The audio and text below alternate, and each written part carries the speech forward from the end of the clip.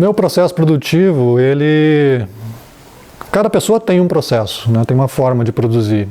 Então, tem cuteleiros que fazem desenhos extremamente minuciosos das peças antes de fazer, né? Manda para o cliente. Tem clientes que inclusive fazem modelo, às vezes, da faca, né, em madeira, alguma coisa assim, faz todo um estudo antes de começar a fazer. Eu, durante muito tempo, até me senti um pouco culpado por não fazer esse tipo de coisa, mas hoje eu já entendo que o meu processo é diferente, né? Cada um tem um processo diferente.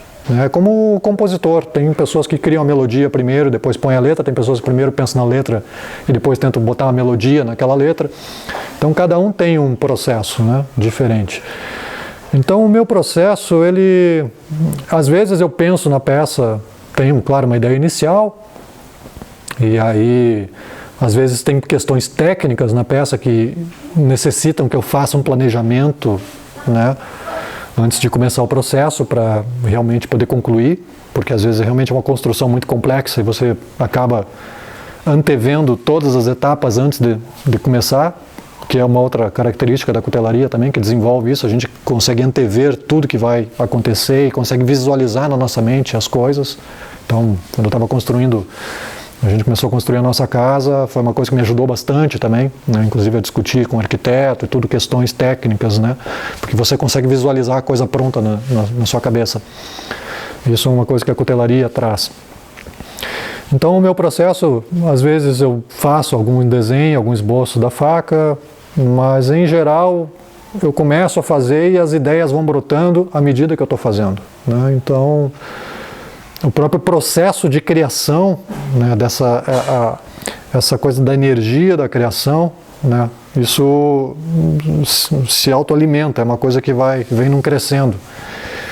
Então o que acontece? Às vezes você faz, por isso que a gente sempre quando termina uma peça a gente já tem ideia para a próxima, né? Porque às vezes a gente vai fazendo uma peça e aí faz um determinado trabalho, e aí depois, se eu tivesse feito um pouco diferente aqui, teria ficado mais interessante. Se isso aqui fosse um pouquinho mais largo, essa curva fosse mais assim, ia ficar mais bonito. Então a gente vai aprendendo com o processo, né? Toda faca sempre ensina alguma coisa. Então, o meu processo é mais espontâneo, né? O meu processo de criação. Então, eu gosto, por exemplo, de encomendas, quando eu recebia encomendas, agora não estou mais recebendo, estou com 6 anos de fila de espera de encomendas para entregar e não estou mais aceitando encomendas. Então a minha ideia é terminar essas encomendas e depois realmente fazer só o que eu tenho vontade de fazer, né? Porque também é muito frustrante, às vezes como artista, você está no meio de um processo e fica pensando, se fizesse isso, se fizesse aquilo, ia ficar maravilhoso, e aí de repente você não pode fazer porque vai extrapolar o orçamento que você tem para aquele projeto. Isso para o artista é muito frustrante. A gente está com aquele ímpeto criativo, com aquela avalanche de ideias assim, e não poder concretizar, né? Porque você está amarrado, ou em questão de tempo, ou principalmente de valor, né? Então, o meu objetivo futuro é justamente esse, né? De simplesmente fazer o que eu estou com vontade, fazer o que me vem na cabeça, as ideias, e dedicar todo o tempo que for preciso, né? Concretizar as ideias e aí depois colocar isso à venda, né? Então, cada pessoa tem um processo diferente, cada estágio também da carreira. Hoje eu posso fazer coisas que eu não podia fazer há 10 anos atrás, né? Porque eu estava numa etapa diferente da minha carreira. Então, cada coisa tem o seu tempo, né? Hoje, depois de 30 anos de carreira, eu estou onde eu sempre quis estar. Hoje eu sou capaz de fazer o trabalho que eu sempre quis fazer. Hoje eu tenho conhecimento técnico, das técnicas, para poder fazer o tipo de trabalho que eu sempre quis fazer, de peças mais artísticas, dos padrões de damasco, das construções integrais, de inlays de ouro ou de outros materiais. Então hoje eu tenho um conhecimento técnico que me possibilita fazer o que eu sempre quis fazer. E aliado a isso, o reconhecimento profissional também que eu tenho, né, o valor da minha hora de trabalho e tudo, a quantidade de pessoas dispostas a adquirir o meu trabalho. Então tudo isso me possibilita hoje realmente ter uma liberdade total como artista, né?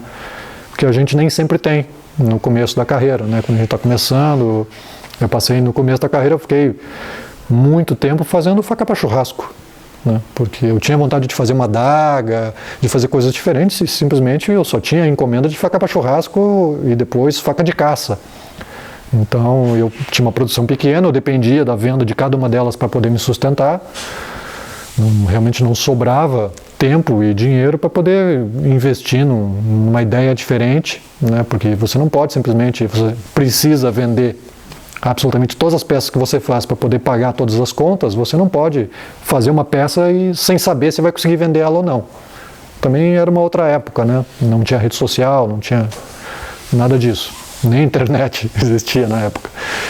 Então, cada fase da carreira possibilita um determinado grau de liberdade, né? Então, é importante também a gente saber lidar com isso, né? Saber que tem que fazer aquilo que é o ganha-pão, que é o que está botando dinheiro dentro de casa, fazer bem feito, mas também ao lado disso também separando um tempo, dedicando algum tempo para fazer peças diferentes, para fazer coisas que vão colocar o seu padrão de qualidade num outro nível e que vão trazer o reconhecimento profissional, que vão fazer com que você não seja apenas mais um cuteleiro no mercado fazendo faquinhas bem feitas assim para o uso geral, né? Para você realmente chegar num ponto depois de artista, de reconhecimento, você tem que mostrar trabalho, né? Então tem que saber associar todas essas coisas, né?